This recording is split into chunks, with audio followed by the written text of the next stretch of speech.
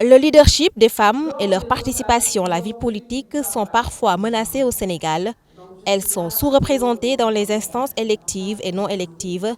C'est fort de ce constat que l'IFAN et le caucus des femmes leaders ont organisé en partenariat avec le collectif des femmes parlementaires une journée de réflexion. Objectif, renforcer l'engagement de l'égalité des genres en faveur des femmes dans le domaine de la politique au Sénégal. Le contexte dans lequel se déroule cet atelier met en lumière l'importance de l'engagement continu envers l'autonomisation politique des femmes, conformément aux normes internationales telles que le protocole de Maputo et les objectifs de développement durable ODD. Toutes les études ont prouvé que la pleine participation des femmes est un réel facteur de développement économique, socio-économique, capable même de générer des centaines de millions de dollars à l'économie mondiale. L'application de la loi sur la parité a certes corrigé certaines inégalités, mais des défis persistent encore.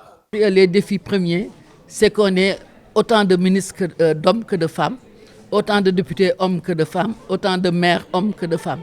Aujourd'hui, maintenant, on ne nous donnera pas ça sur un cadeau, sur un plateau d'argent. Il faudrait que les femmes se battent intellectuellement, physiquement et financièrement. La tutelle s'engage à faire sien ce combat pour une participation optimale des femmes à la vie politique.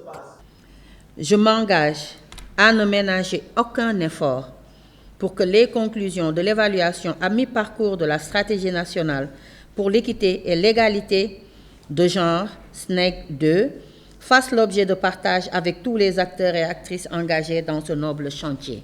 Dans cette perspective, je souhaiterais, au sortir de cet atelier, vous recevoir avec mes services pour mettre en symbiose les résultats du présent atelier et les perspectives envisagées par mon département dans le même sillage. Cet atelier fait suite à l'audience accordée en novembre 2023 à l'équipe du programme par le président de l'Assemblée nationale.